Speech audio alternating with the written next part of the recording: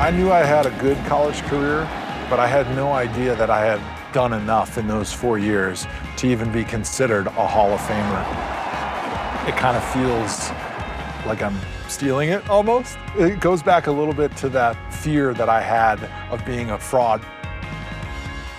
I guess the hay is already in the barn on the College Football Hall of Fame, so they can't take it away from me now. When I was growing up, my dad and we would go fishing just about every Saturday.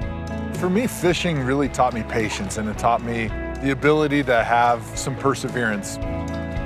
When you throw the fishing lure in the water, you can't expect to have success right away. It was one of those things that was hard for me to learn, but you got to be willing to enjoy the process along the way. It was a little intimidating coming into Wisconsin, knowing all the great offensive linemen that had come before me. As an offensive lineman, we were always judged by the number of mistakes we make, not the number of great plays we make.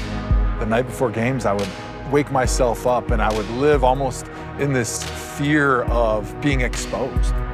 That fear of failure really drove me every single day. Those fears were expressed in how much preparation I did going into every single game. I wanted to know absolutely everything I possibly could about my opponent, specifically the guy I was going to go against. I wanted to know what his major was. I wanted to know if he had a girlfriend. I wanted to know what city he grew up in. I wanted to know him better than he knew himself. I knew what he was going to do before he decided he was going to do it. I think about my torn ACL that I got in our bowl game my junior year. It wasn't too many snaps into the game, and I just put my foot in the ground the wrong way. My knee buckled. I knew what happened right away. I knew I blew out my knee. I wasn't sure I was ever going to be the same ever again. Usually the mental battle is me versus my opponent or me versus my playbook, but now it was me versus my knee and my body. I was not certain that I was going to be able to come back and be the same player. That mental struggle that I went through motivated me even further to get back to my old self. I was able to come in and attack that rehab every day and feel encouraged that I was headed in the right direction.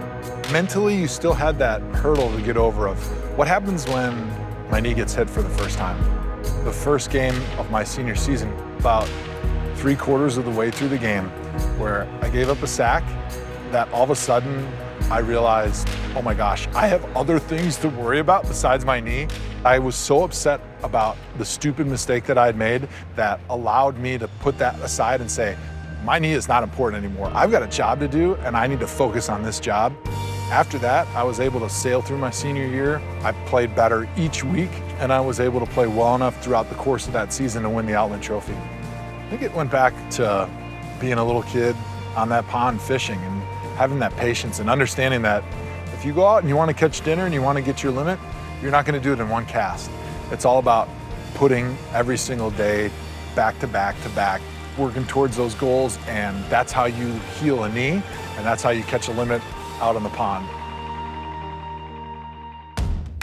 There's a lot of guys that have gone through college that have won the Outland Trophy, that have been named All-Americans, that have won national championships.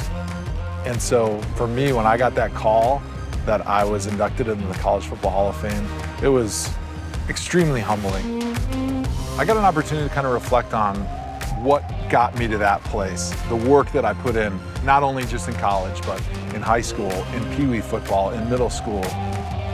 Being selected definitely felt like validation for all the hard work and the commitment and the sacrifice that I made throughout my college career.